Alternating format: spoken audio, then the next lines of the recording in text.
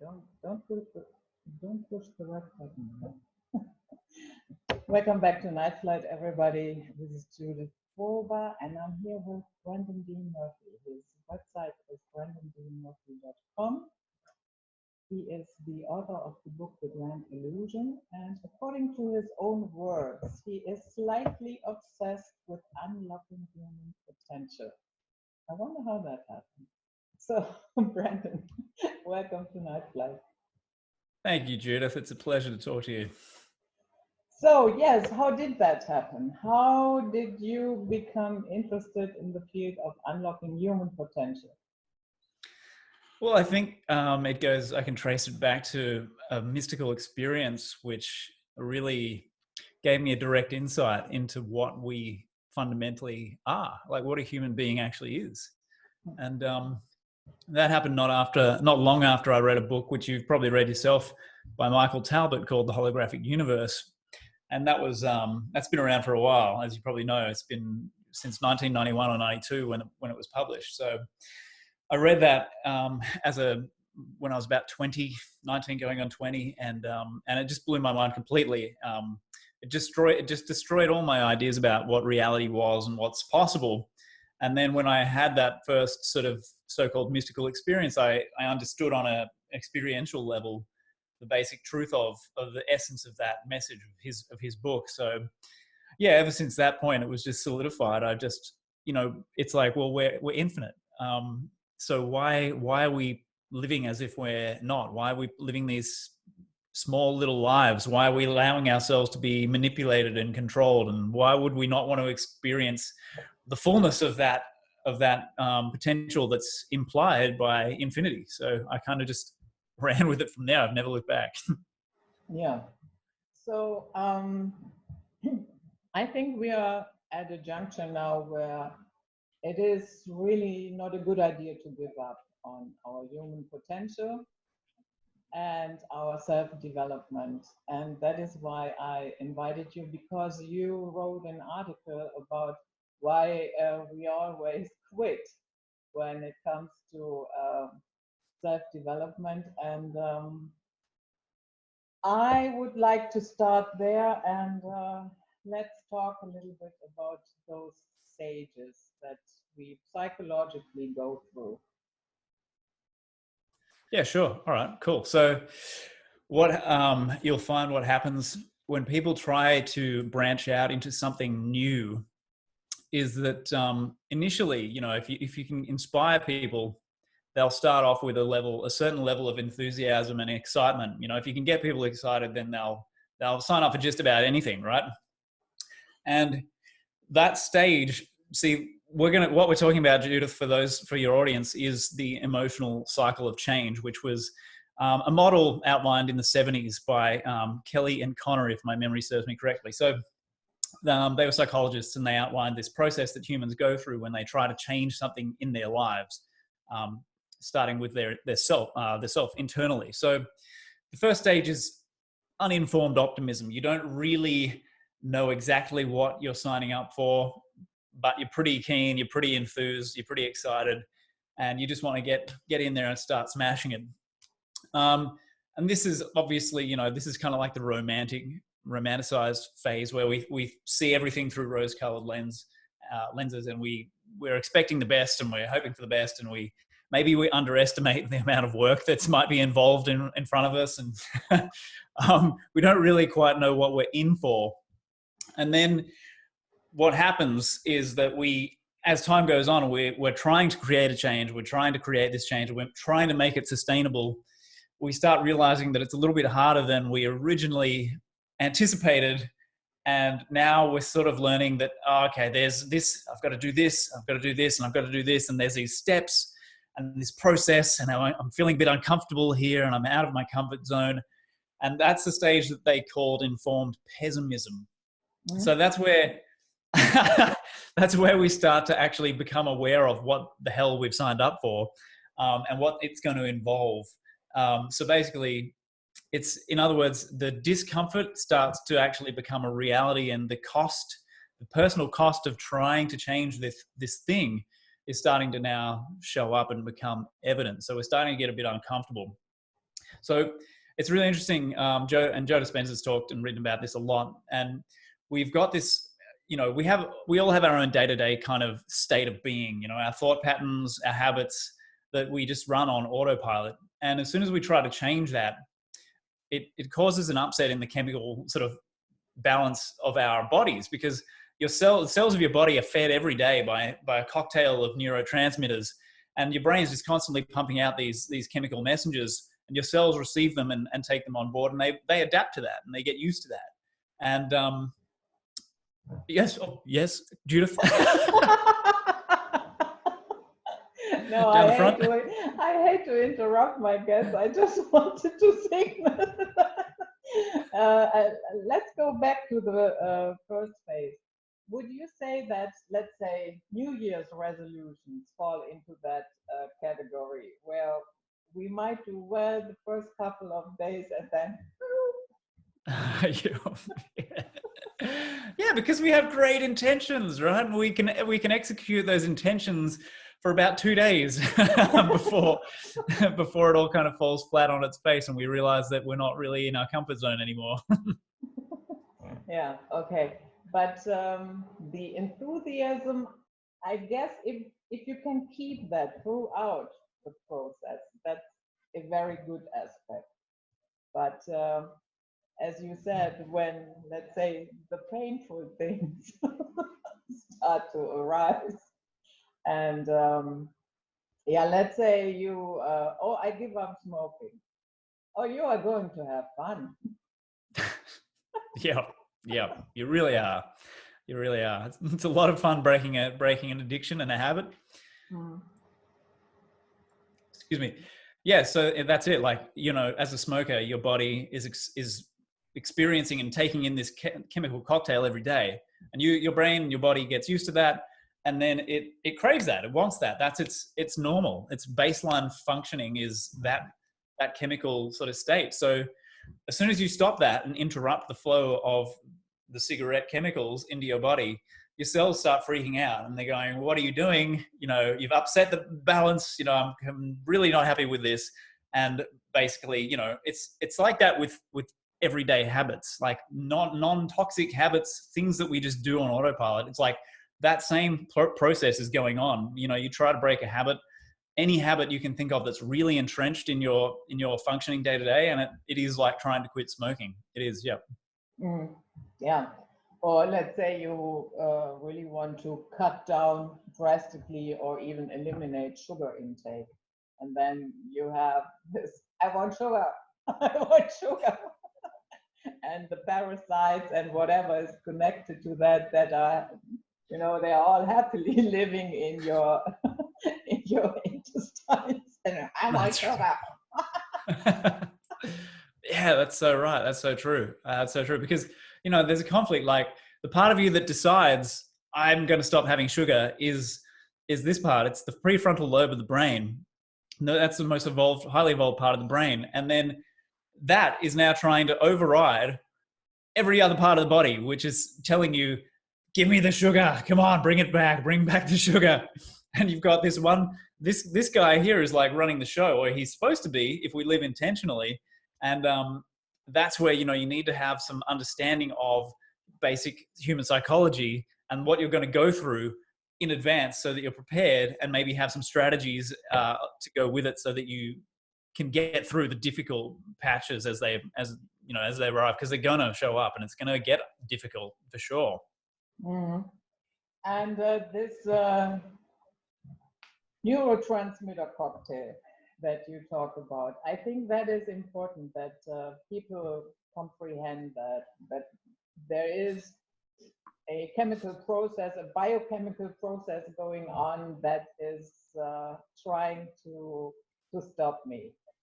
And it's good to know that in advance, and not to be, just blindly run into that and then, no, it's a little bit uncomfortable.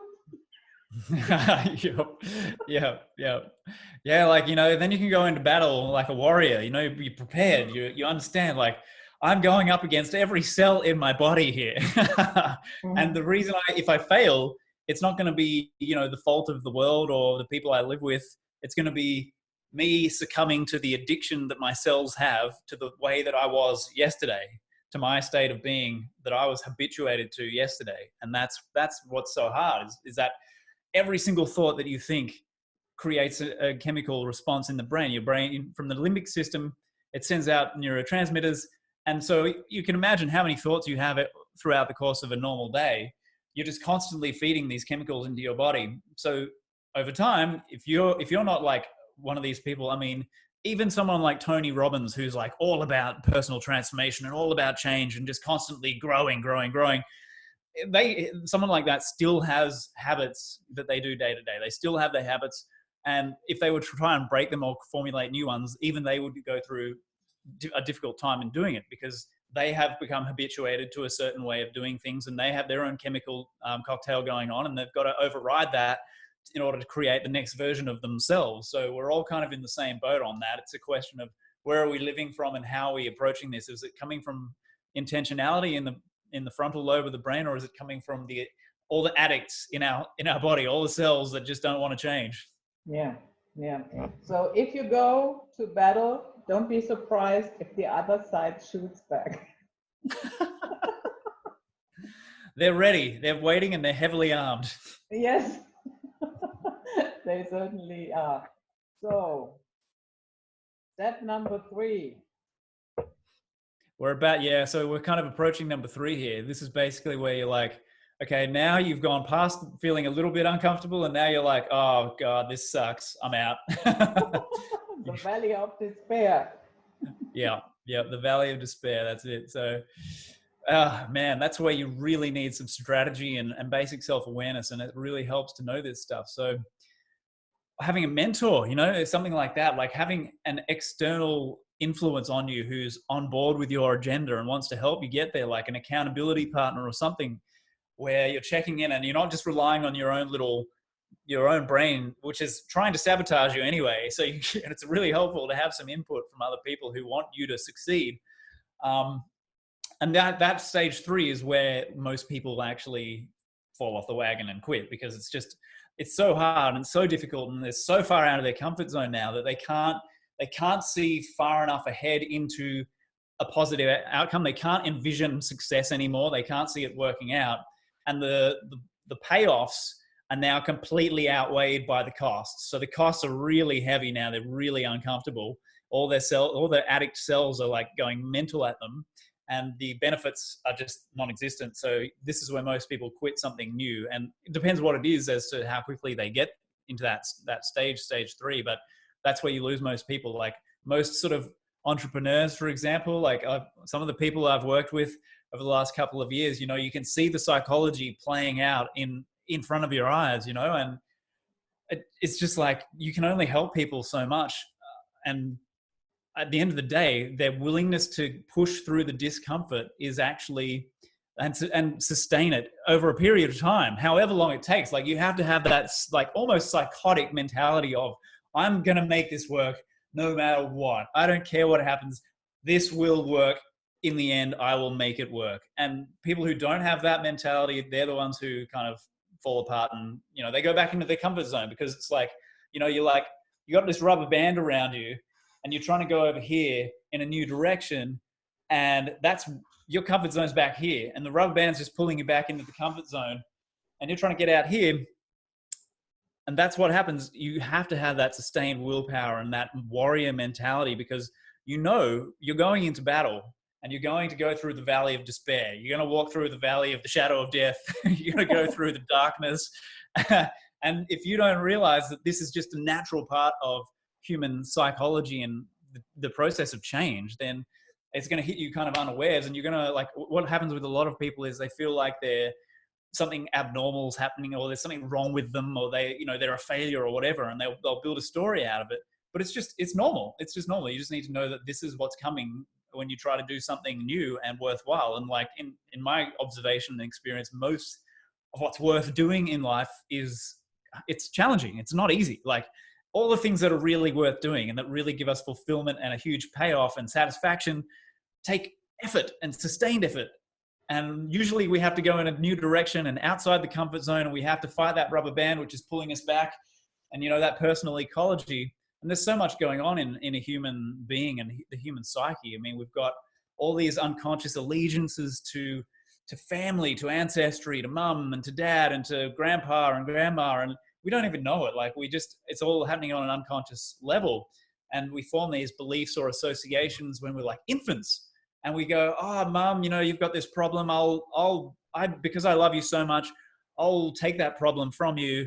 I'll take it on and I'll create it for myself, thinking that we'll take it off them and unburden them. But what we end up doing is duplicating the problem. So now there's two people with it.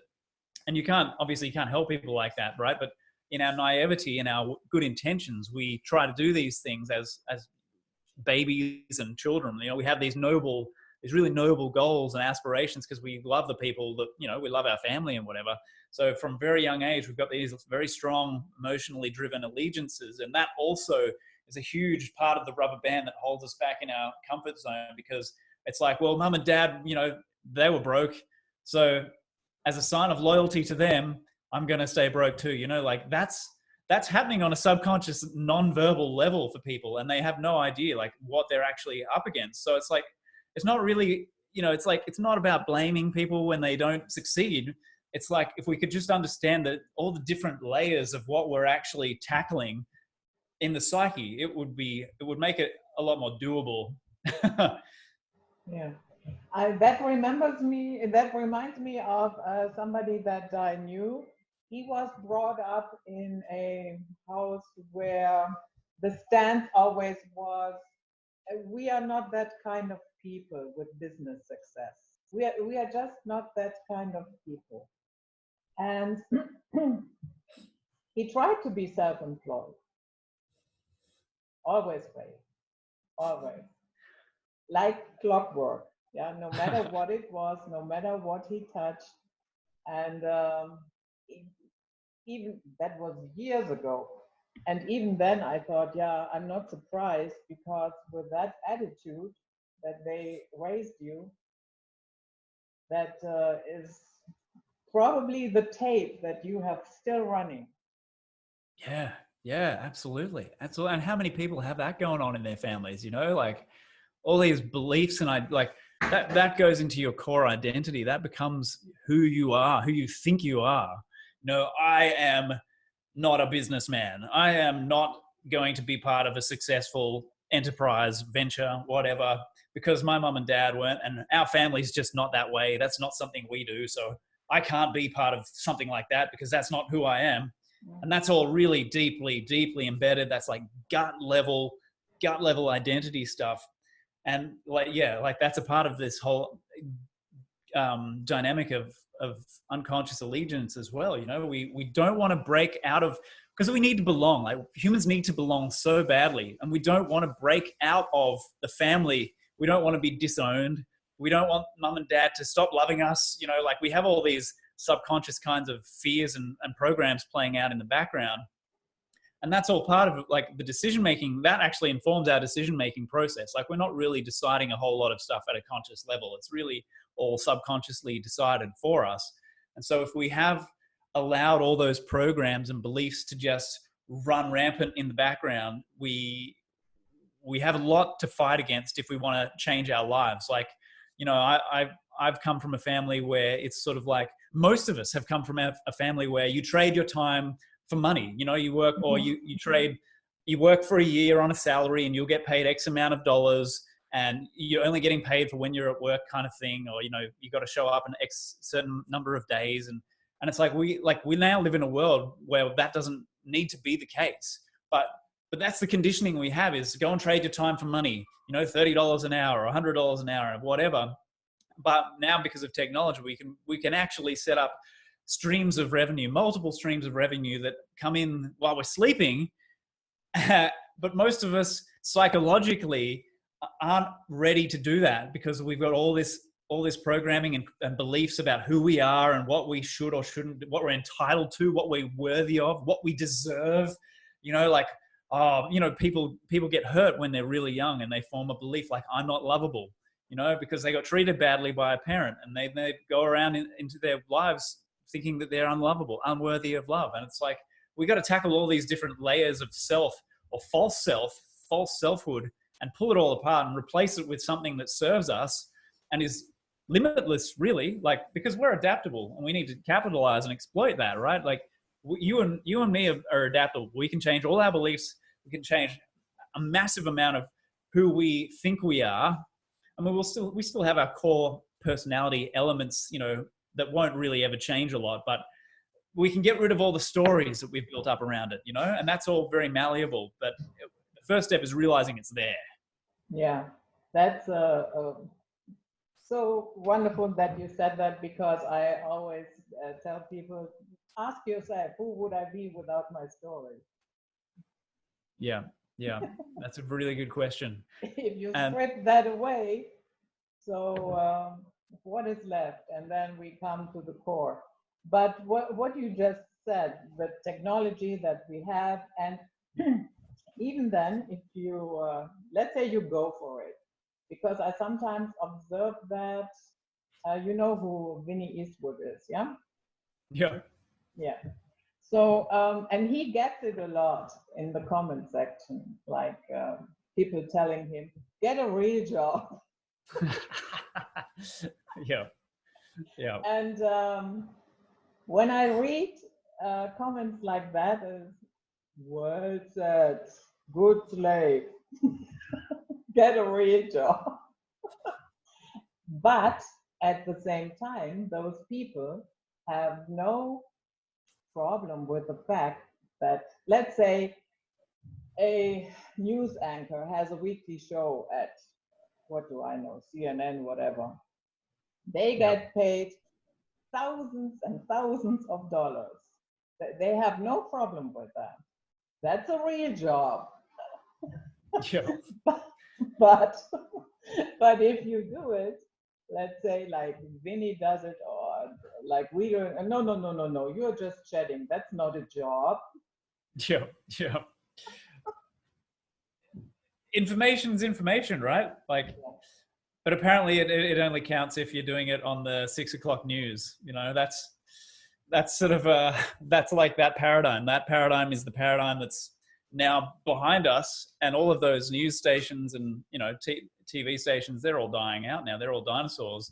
And what we do is we traffic in information. We deal with information, and we essentially, I mean, as an author, when I sell a book, I'm selling information, really. Like, I'm selling a massive amount of research and investigation and perspective that I built up over years. And that's, I mean, really, if you are a bit more informed, you know, that kind of effort is much more valuable than what the guy on the news does, because he's just reading a script that someone else wrote for him. And it doesn't serve our agenda. It serves the agenda of a very, very small, very powerful group of people. So, yeah, I mean, it's just imprinting, you know, that whoever says go get a real job, you know, they've imprinted on it the old paradigm, which is, you know, before the internet really even existed. Like, you know, they don't have the concept of being able to work online. They don't understand that concept. That's what we do. I mean, I work with people online. I write my books and I can sell them online. You know, all this entrepreneurial stuff happens online.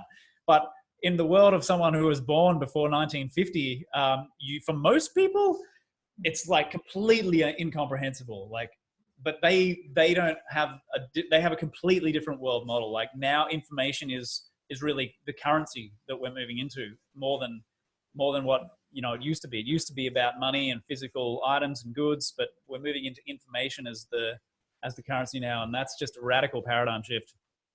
Yeah, and they are fighting back already. Did you see the Avaz article? That is, tell me.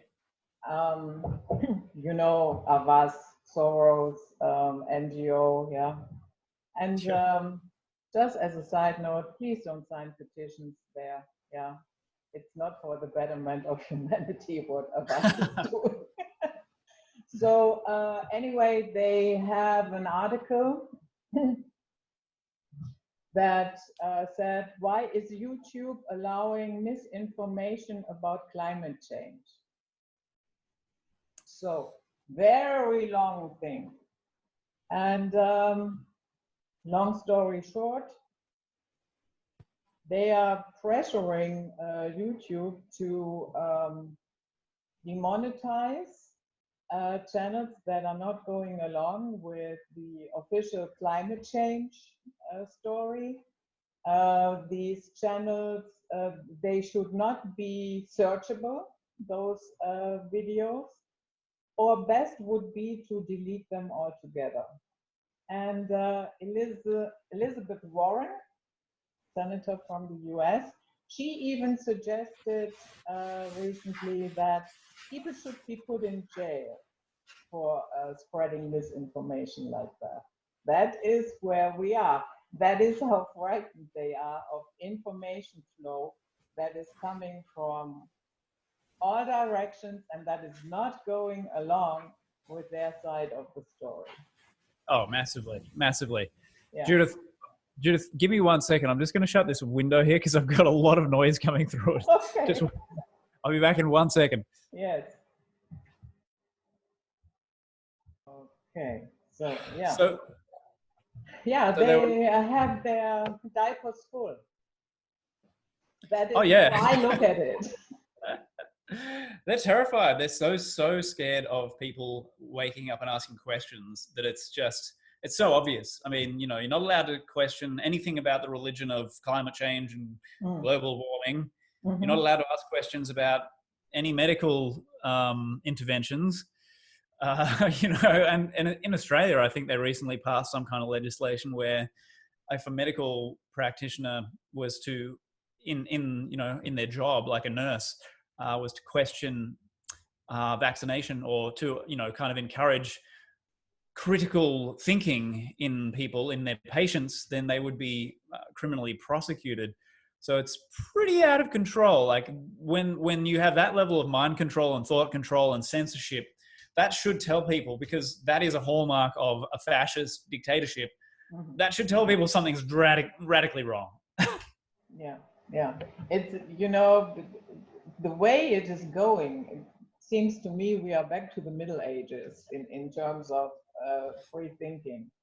Yeah. If you said something outrageous there, you will be burnt at the stake. Burn the witch. Burn the witch. Yeah. They do not really burn you, but they can either ruin your career or no, they just burn your career instead and burn your reputation, and that's how they do it. It's career assassination, and character assassination. Yeah. So I'm sure that they would kill people if they could get away with it, but it's not allowed. Not yet. No. So we will see if they get more desperate. Yeah, I think they'll get more desperate, definitely. I mean, everywhere we look, they're pushing, in the US and Australia, they're pushing this hard line sort of approach on these things, and it's, oh man, but they're being defeated at the same time. They're losing a lot of battles as well, which is fantastic. It's a sign of the times, I think, Judith. I think, we've got a lot of indications that we're leaving the dark ages now, and we're transitioning slowly into something a little lighter. And it's a little bit sad, but as I always say, look at it this way. It shows their desperation, and it also shows there is something going on that they don't like. Otherwise, they wouldn't go to such length to suppress information. Oh man, it's just crazy. And it's it's really like everywhere you look, you find someone like George Soros or one of these other, cronies of the cabal. And it's a shame now that we can't get more people to kind of look into this stuff and willingly go there. It's sort of like there's been a bifurcation of the populace, and we've got people like us who are still the minority, who have made their choice and we're going that way, and the majority who have made their choice and they're going that way. And I don't think we're ever going to get the twain to meet. I think it's always going to be, for a long time, our minority is going to keep growing, but the people who have committed to that sort of hard line, no, everything the authorities tell us is 100% reliable. No. Go away, conspiracy theorists.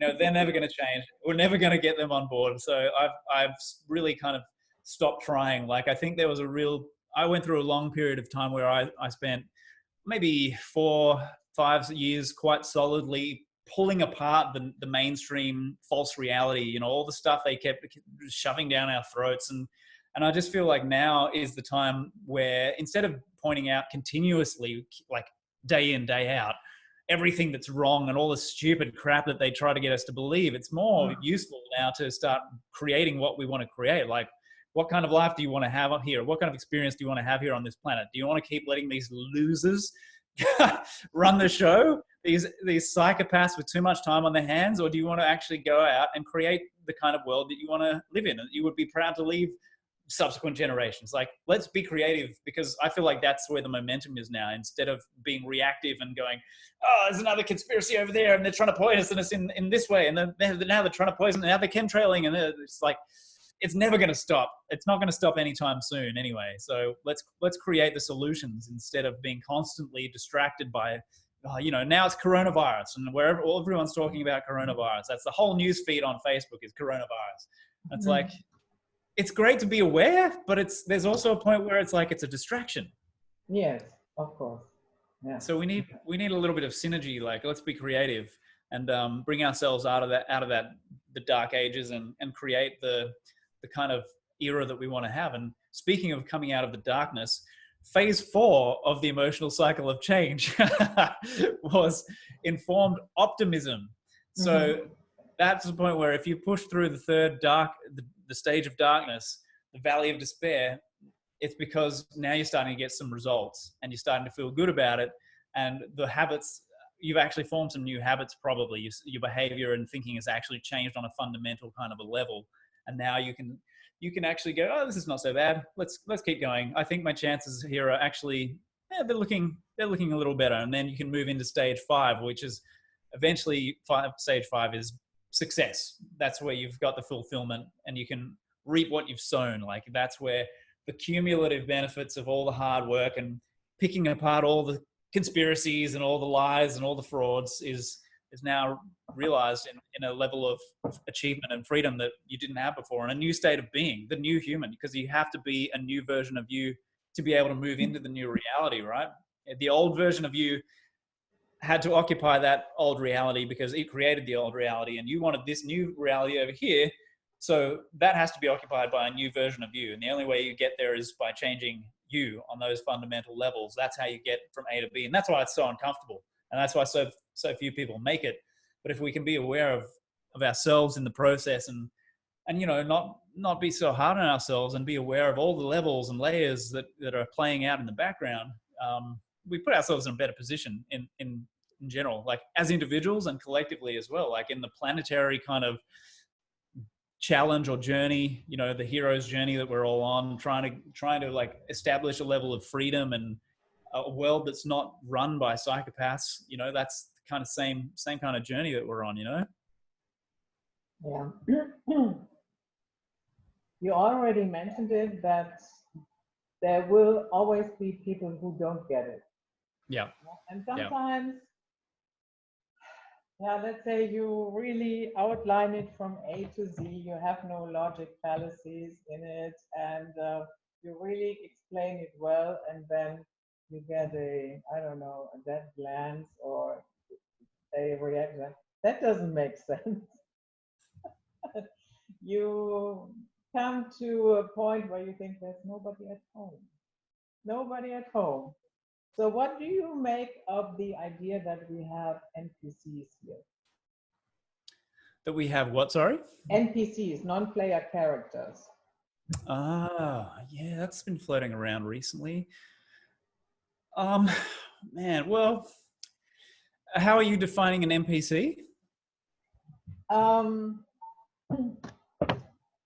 Somebody that is totally immersed with the matrix, and no matter what you tell them, no matter what you can even prove, will make a difference. It's like a program that is running. Yeah. Yeah. Yeah. And Yeah. So there is no way out of that program. no, there's no way out at the level of program functioning. No, I mean, if your way of dealing with everything is through the programming, then you're going to stay stuck in the programming. And if you can't let another piece of information in to your system and integrate that and work with it, then you are going to be an NPC. That's what they're basically zombies. And I don't mean to these are human beings, but they're not living consciously. They are unconscious. They are non-player characters. And they are not living their lives. The programs are living them out. The programs they've been indoctrinated with are just living them, and they're addicted to it. Their cells are addicted to it. Their brain is unconsciously addicted to it, their whole body. And truth to those people is very uncomfortable. I mean, I can remember even as a truth seeker, if I go back about 16 years or around about 16 years, I read my first David Icke book, and that was my first sort of political conspiracy type book. And I got 99 pages into that. And even though I was an open-minded, spiritually aware human, to see the level of manipulation and control on that scale laid out, page after page after page, made me sick to my stomach. And I had to put that book down for I think a month before I came back to it. But I had that time to integrate it, and I kept going because for whatever reason, I'm just one of those people who I'm not going to live in denial. I just can't do it. I can't go and live in that fantasy world and pretend that everything's okay. But, on a higher level, it kind of is. On a higher level, it's, we're spirit beings. We're going to be unharmed in the immortal essence of who we are. So we're in this sort of virtual reality video game, and a lot of us, unfortunately, are NPCs. But that's part of their soul journey, and they'll probably be needing a few more lifetimes to catch on to the nature of the game and start waking up. In your book, what is the difference between spirit and soul? To me, to me, it's semantics. I think I don't personally.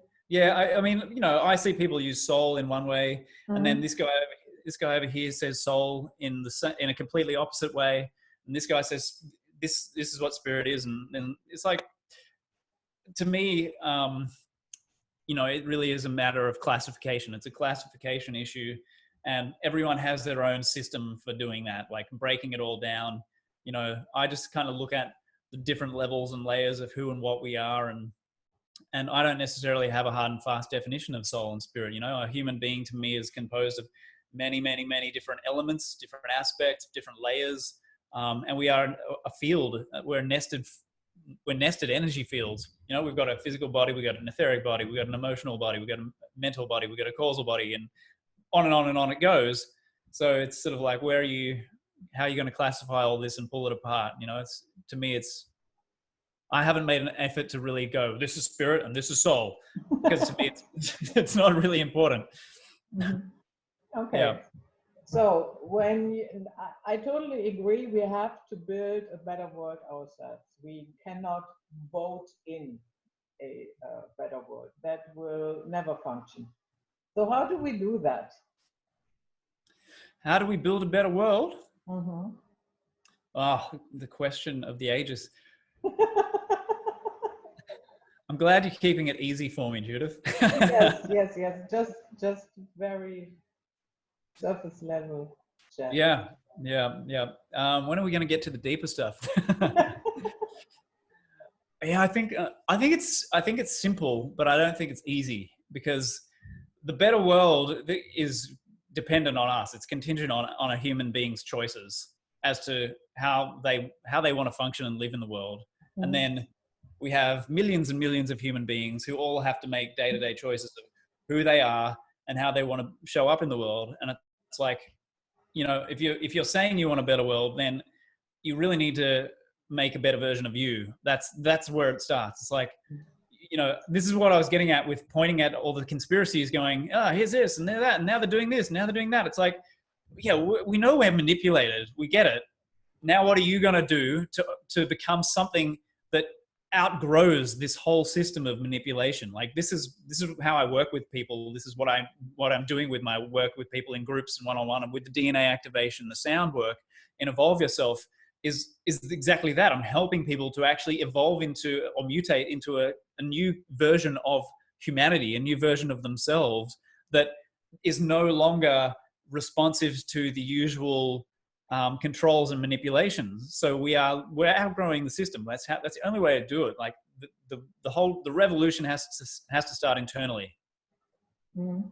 But some people might say you are, I know exactly what you mean. If you stay non-reactive to, you are aware of certain things, let's say coronavirus, because it is so popular right now, but to a certain degree, you stay non-reactive.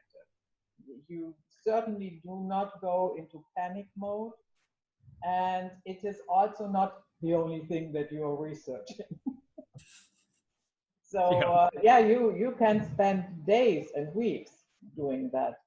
So, but if you're coming from that non-reactive state, some people might say you are, yeah, you don't care. Yeah, it's interesting. I think there's a point where you have to get out of the part of your brain that creates the survival anxiety and the fear. Mm. And the people who can't do that are the ones who would say to me, "Oh, you're well, like you've changed. What are you doing? You're not into all the conspiracy stuff anymore." It's like, no, I am. I'm aware. It's just that instead of reacting to everything like you've been programmed to do, you're programmed into being reactive, and you don't even realize it. Like, there's a point where awareness becomes habitual distraction, and now in that habitual distraction, you can still be part of the problem because you're not actually being an effective human. Like, you're not living your personal soul's mission, and that's actually what the world needs you to do. That's your responsibility, is to live your soul's mission and do it and be aware, but live your mission. Where I see a lot of people getting stuck in that downward spiral of a billion different conspiracies, and it's all very depressing, and it's this downward emotional spiral, and they sort of crash, and they feel like everything's hopeless, and they're stuck in that part of the brain, that sort of fight or flight response, and it's like that, it's just switched on all the time, and they can't get out of it and entertain the question of, well, what do you want to create? Because if you're living from the creative space, you're living up here in the prefrontal lobe, and you're actually living with intentionality, whereas a lot of conspiracy buffs get stuck in the trap of being perpetually distracted and emotionally drained by it, and they're down, they're really sort of depressed about it.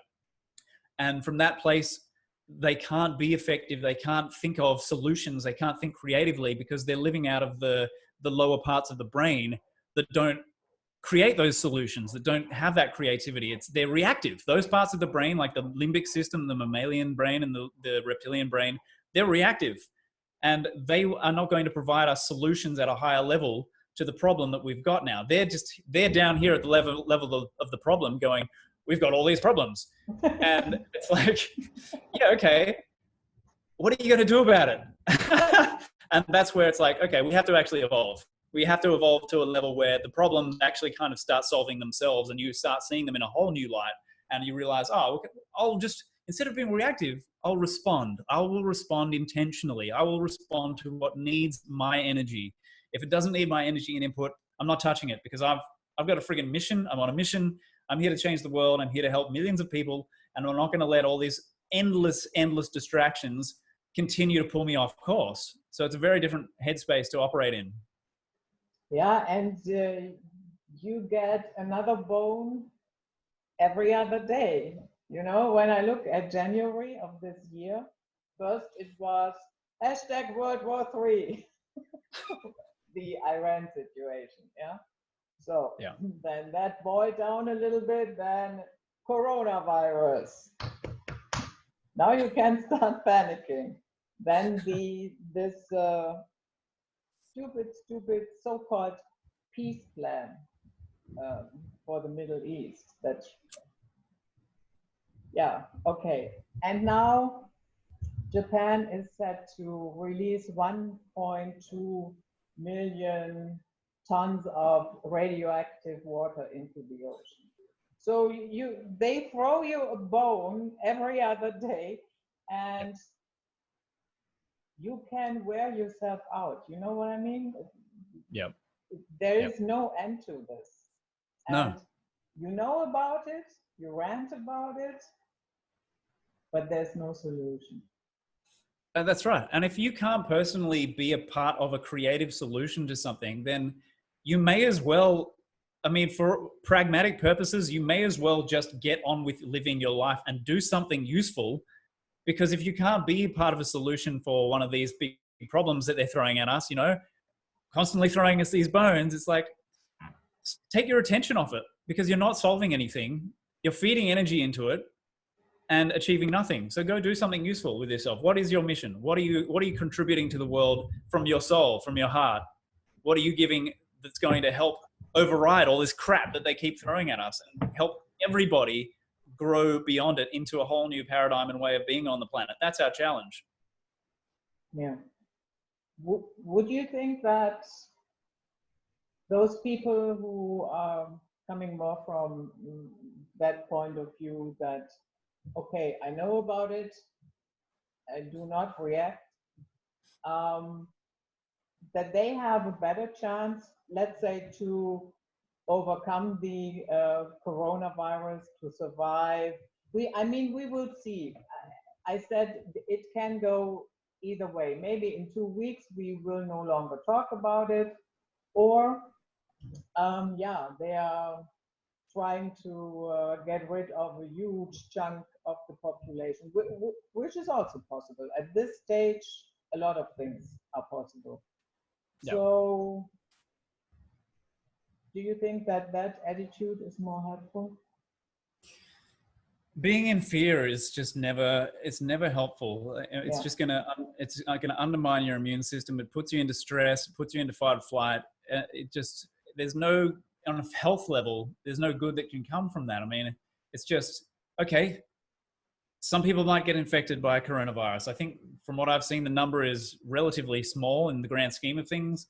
If you've got a healthy immune system, if you're looking after yourself, why would you be worried about it? You shouldn't be any more worried about that than the yearly annual flu. I mean, it's just, how often do you get the annual flu? Like, why worry about it if you're looking after yourself? Put your attention into something constructive instead of something that puts you into fear. That's only going to drag you into that reality. Like, that reality is, they're trying to drag us down into fear. And that's what half of this is. It's like an energy harvest. They put our attention onto something, and in the act of looking at it, this is an occult reality. As soon as you, and I've got this in my book as well, and in one of the chapters, I get right into this. As soon as you look at something, you feed energy into it. Like, that's a fact. As soon as you pay any attention to anything, any system, you pump information and energy into it. So they're playing a game, and their game is manipulation and control and harvesting of energy, like soul harvesting. So why would you step into that game? It's not your game. Why would you play it? Yeah. Have you ever, there is some people, especially in the new age, there seems to be this thought that, oh, once we go to 5D, everything will be hanky-dory. And as if it's the be-all, end-all. And personally, I would say, how do you know that that is not corrupted as well? Yeah. Where does that come from? Everything's going to be fine once we go to 5D. What are your thoughts? Yeah, I think there's a certain kind of personality type that really gets into that 5D kind of thinking and paradigm, and it sort of like becomes almost like a badge of honor or a status prop in our community. Like, people go, oh, they start using a certain language, and they start using buzzwords like 5D, and because they think that it gives them prestige and status, and it makes them seem like they know something most people don't know. And that's the status thing. I just think it's very ungrounded and quite often very flaky. It's a very conceptual thing. Like, what is this? I mean, I'm extremely well versed in this kind of new age and metaphysical and occult stuff, and I don't think that a lot of these people are that well studied in it, and it's very ungrounded. You know, it's like, how about we deal with third density where we live as physical beings, as spiritual beings in physical bodies, inhabiting these bodies. Let's use them effectively in 3D and see what we can do instead of going off into these conceptual realms of imagination and imaginative thinking and going, oh yeah, like you said, it'll all be hunky-dory when we can all transition into 5D. It's like, Kumbaya. how is your 5 dimensions going to be tackling these issues creatively on a grounded nuts and bolts kind of way? Like, I get the whole intention thing and being intentional and putting energy into things and that kind of, that level of thinking, but I think it's a bit of a fad and a bit of a little bit of a statusy kind of thing, very ungrounded for the most part anyway. I mean, why do we need to keep talking about 5D? And what happened to 4D? What's so wrong with 4D? I mean, there's a transition. There's a transition there as well. There's something like, we're just like, no, skip 4. We're going straight to 5. That's where the golden meadow is. Everything's going to be beautiful. Let's just go straight to 5. Mm-hmm. Yeah. And another thing, a lot of people have this, and I'm not saying you are bad people or there's something very wrong with it, but people trying to get out of their bodies, having out of body experiences. But sometimes I think, you know what, guys? Maybe we should learn to be in our body first.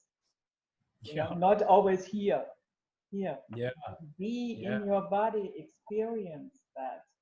And maybe if you are grounded in that, maybe then it's time to do an out-of-body experience. But I see that as more problematic, that people are always in this, you know what I mean?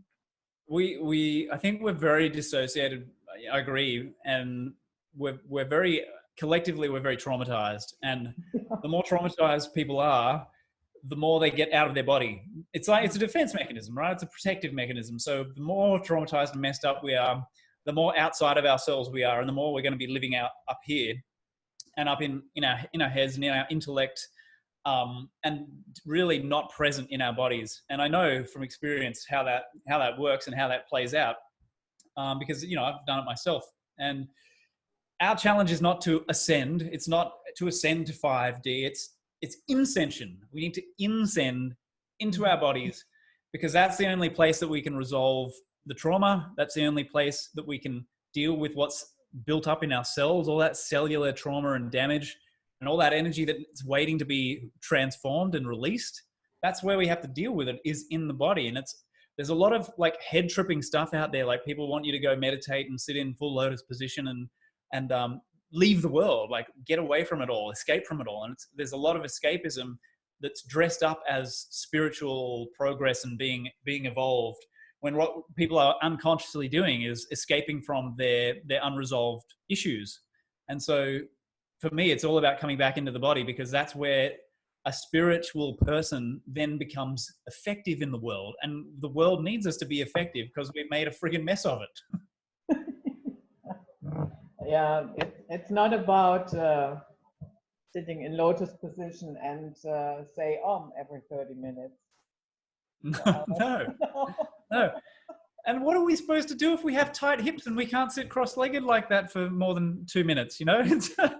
Are we not spiritual? It's like, if we could get away from the doctrinaire thinking and the dogmatic kind of attitude and just be a little bit more fluid and adaptive. Like, I actually, to be honest, I'm not even remotely drawn to meditation at the moment. I haven't been for quite a long time, and I don't do anything that. You're the same. Mm-hmm. Yeah, wow. See, I think there's something in that. I mean, for me, my life is lived intentionally. Like, what I do is intentional. What I my actions on a day-to-day basis are designed to make the world a better place and to make me a better human so that I'm better at making the world a better place. So so the more time I sit in lotus position, being the galaxy and being infinity, that's not really, like, I've been there and done that, and I've got the t-shirt.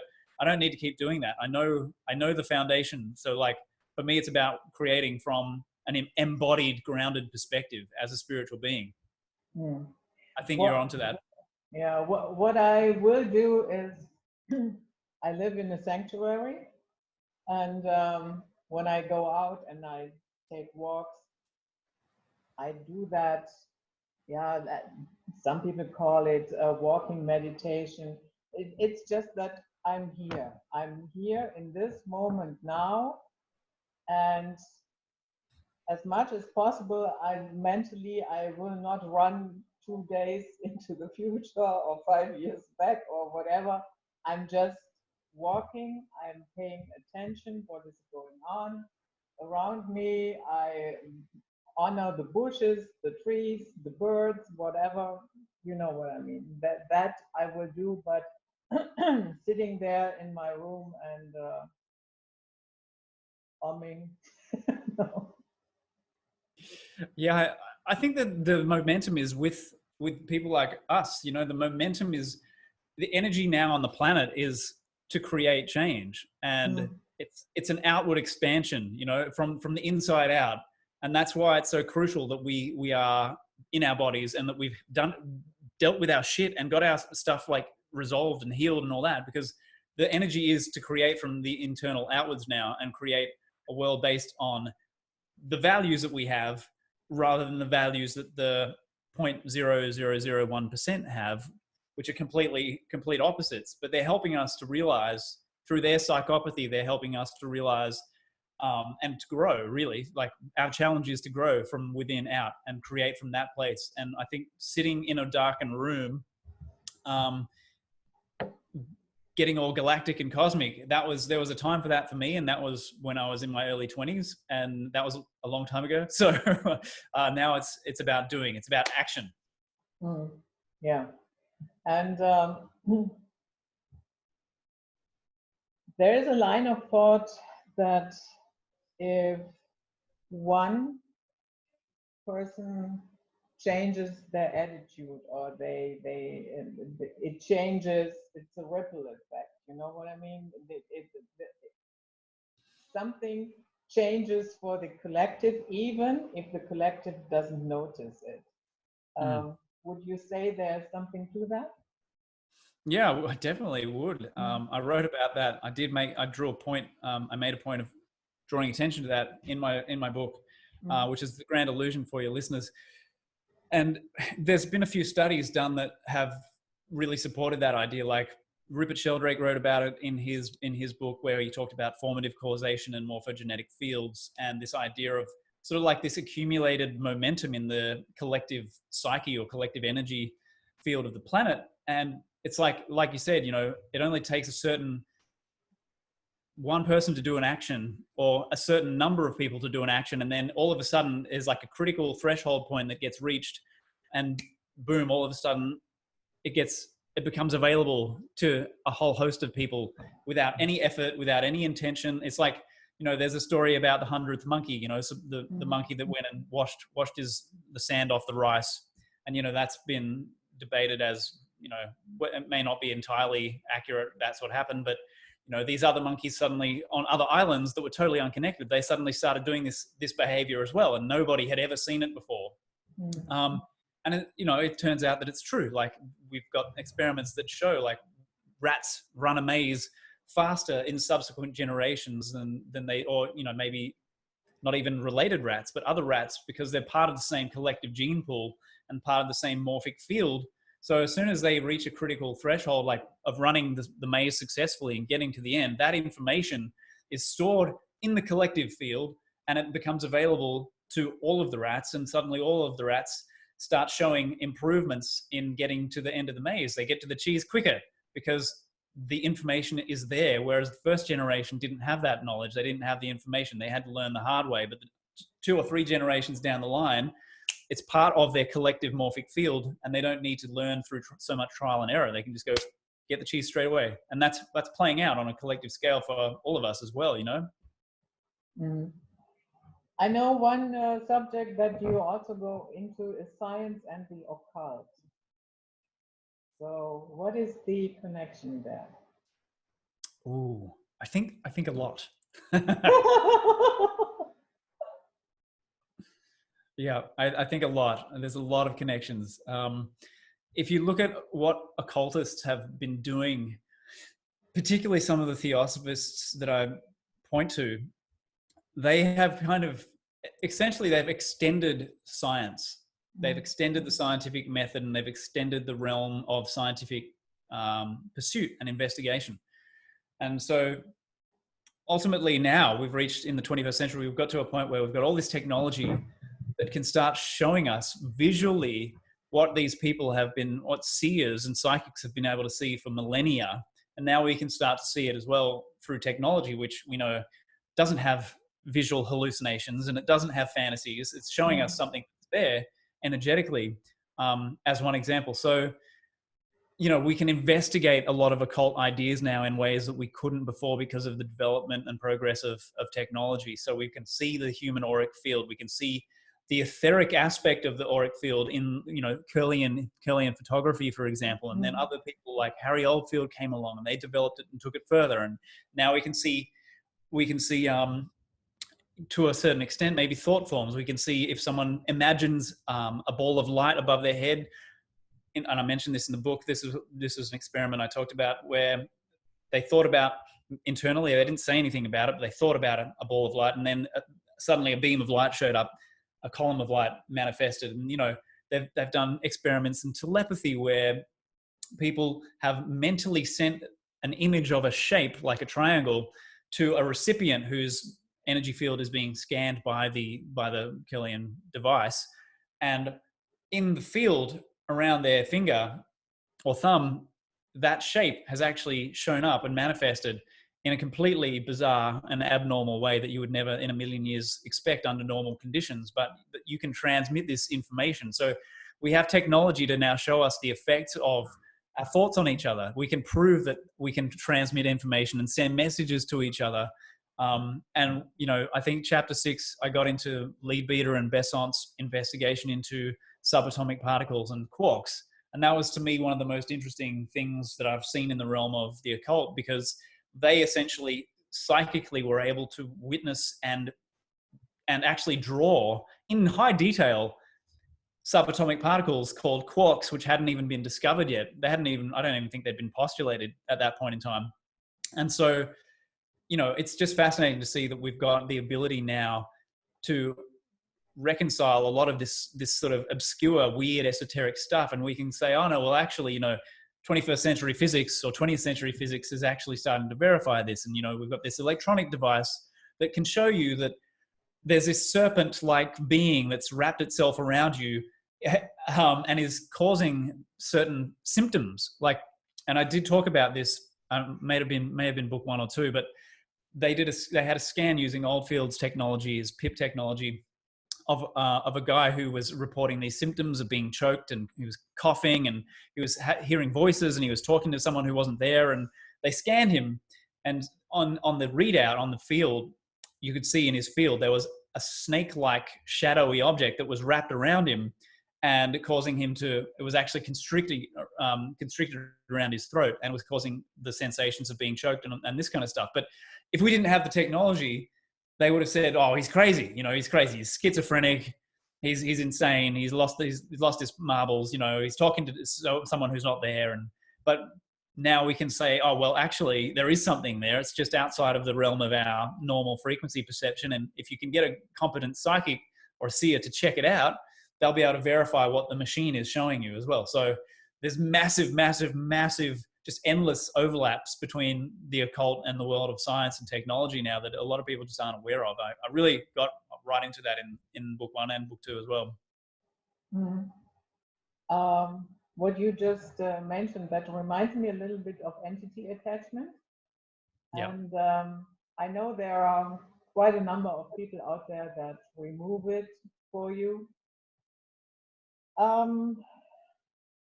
What would be a good idea to discern, because personally, I always have this thought: how do I know that I do not end up with more entities after he or she has worked on me? You know what I mean? Because that can happen as well. That they actually do not remove anything, but put more stuff into you. Mm, yeah, yeah. What was your question? How would you discern that? Um, where to go, whom to trust? Um, uh, I find that is a very touchy subject. yeah, yeah. I think that it's very. A lot of people have opinions about it, and it's also it's in the realm of religion. You know, we're touching on religious ideas that are very old, and a lot of Mm, people have very set, narrow ways of thinking about this. So it seems to me that it's just a matter of, you know, you've got to do your homework. There's so many different people and modalities out there now that you have to investigate them, you know. And it's good if you know someone who's personally been through it and used a certain method or practitioner, and you can mm, get their personal feedback on it and the results. You know, it's all about the results, right? Like, how's their life changed? How are they feeling now after the session? How's their health? Are their symptoms better or worse? Like, you know, you really have to dig past, you know, the sales page of a website or whatever to get to the meat of it. And what I like about the sound work that I do is that it creates a very, very fundamental, energetic kind of structural change in people at a foundational level, so that entity attachment actually becomes a more difficult proposition. Like, it's harder for entities to become attached and also to stay attached, because the energy structure, their energetic field, is no longer as vulnerable. There's certain defects that maybe were in their system now that aren't in the system, that they were latching onto, and now they can't because they're not there. So I like the idea of transforming yourself from the inside out. Again, well, this is the kind of work that I do. So I like that idea of almost like kind of making yourself bulletproof in a way. Like, you know, we're not totally impervious, but then again, maybe, you know, maybe we can be if we're. It depends on beliefs. Like, our whole reality runs on belief systems, right? If you think that you're open to entities, if you're worried about entities and you're constantly thinking about entities, you're probably going to attract entities. yeah, that is right. Yeah, yeah. And some So, people. Sorry, go ahead. no, go ahead. I was just going to say, some people get rid of them and then they feel really weird because they've had them for so long, and they get upset and they call them back. So personal Yeah, development and personal work it's an important thing. You know, you want to kind of get yourself over build yourself up and develop yourself to the point where you can be alone with yourself and function okay, because some people aren't okay with that. They can't do it. They can't be alone with their own thoughts. They get yeah, so addicted to the entity's thoughts that they don't know where the line is between them and the entity. And the entity goes and they're like, oh my God, like, who am I now? This is not comfortable. yeah.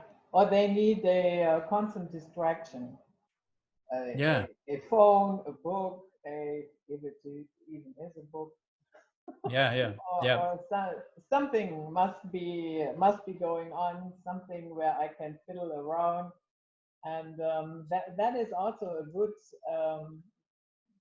When I went to hospital, I didn't have, and first of all, I don't even have a cell phone, so, but I didn't take a book, anything. I was just with myself. I wanted to know, can I do this? And I was comfortable. It was okay, no problem. And then no TV. yeah, Yeah. yeah. Wow, that's So like going back to the Stone Age. yeah, but that's absolutely correct. If you are very worried about entities all the time, and yeah, you will attract them.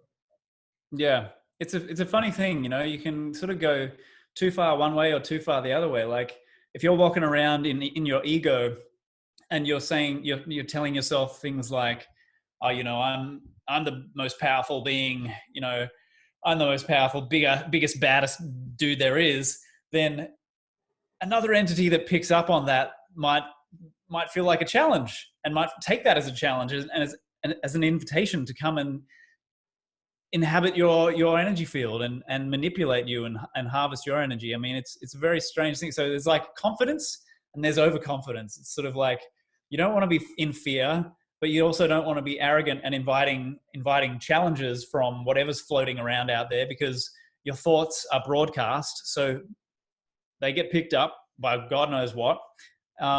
It's sort of like you kind of walk the middle way, and you just be confident within yourself and know who and what you are without the additional kind of like macho, like, oh, you know, I'm the king, nothing can touch me kind of thing. Tough talk. You don't need to be Sylvester Stallone. Yeah. What you said reminded me of Jerry Mazinski. I had him on. He's a mental health counselor. He worked for many decades in that field.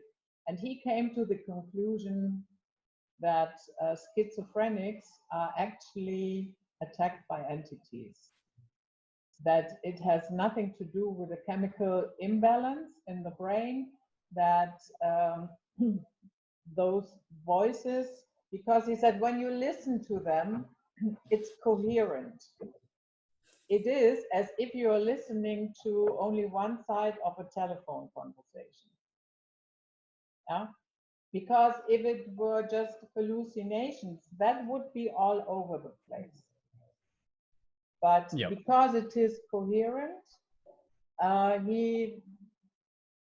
after many years, he came to the conclusion there's something totally different going on.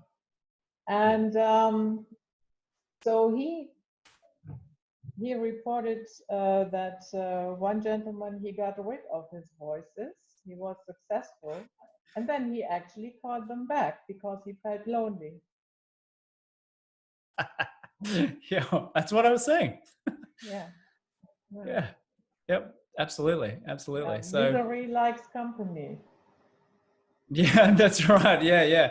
Exactly right. Like you'll call in the company that matches your vibration. So be careful what you are calling in. I reached the same conclusion. I agree totally. And it's interesting that in the realm of afterlife research, with, for example, instrumental transcommunication and the predecessor to that, where they were recording voices on tape, EVP, electronic voice phenomena, those voices, disembodied voices, were picked up, and that's been done around the world by thousands and thousands of people. And frequently there are coherent sentences that come through from God knows where, you know, but there's an intelligence there. It's obviously intelligent. So if we can measure that, and if that's actually being recorded on electronic devices, then is it really so far-fetched to then say, well, maybe whatever is giving us this message might actually be hanging around and interfering with us? It's not a big leap. No, it is not. So to wrap this up, we have a lot of crazy stuff going on right now.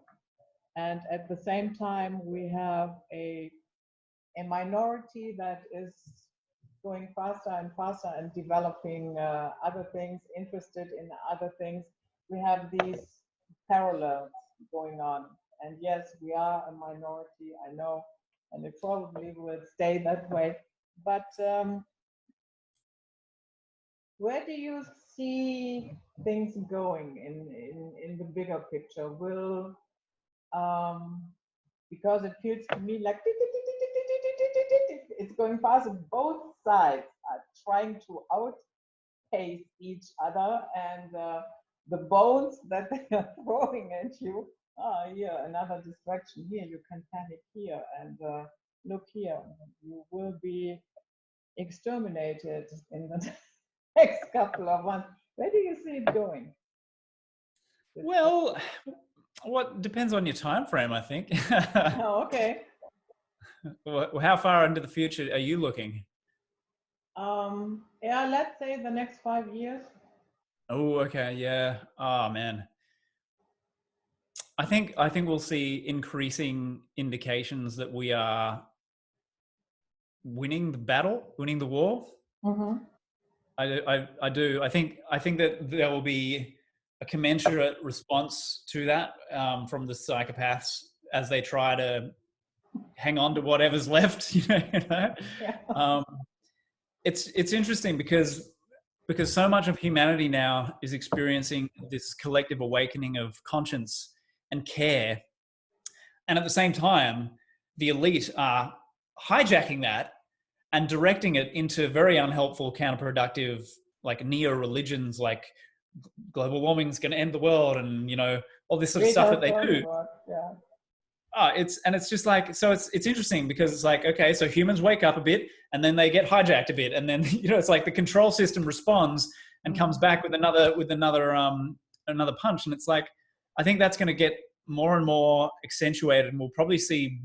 I think what's happening is we're going to see more and more indications of the like how obvious and transparent the manipulation actually is, and that's going to make it easier and easier for people who are ready to actually wake up and kind of come to the light, so to speak. And yeah, I think in the next 5 years it's going to be really interesting, possibly very intense. We might get some interesting earth changes, hopefully not too severe, but yeah, I mean, it's interesting if you look back at the near death realm of research documented by people like Kenneth Ring. They were talking about a lot of their people near death experiences were having very powerful visions of the future, and they thought, a lot of them thought that there was going to be massive catastrophe in 1988, for example, and that never quite happened. And it's sort of like we keep anticipating the worst, but it never quite eventuates. We always expect the end of the world, but we always manage to dodge it somehow.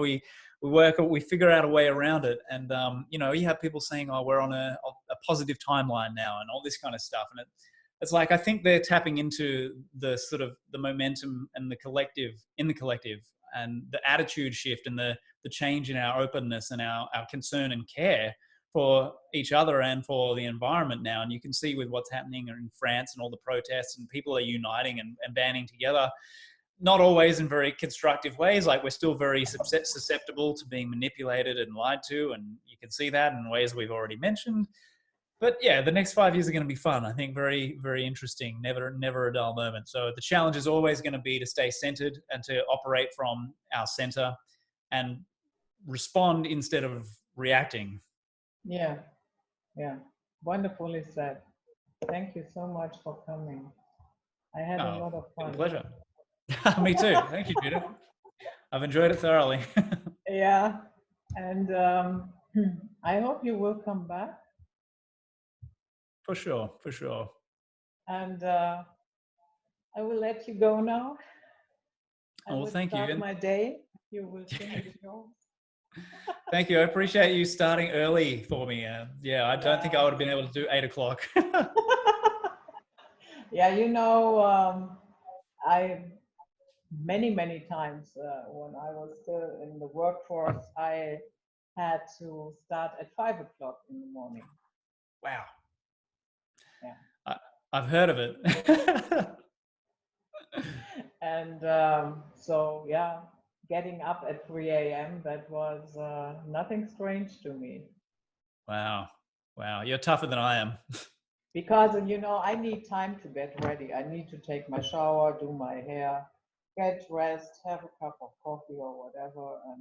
And I need time. I cannot just jump out and then burn through it and Yeah. then race to the airport and here I Yeah. Yeah. am.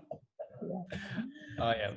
So, okay, guys, this was it. Night Flight for today with the wonderful Brandon D. Murphy. And we see you all next time. Stay safe and sound.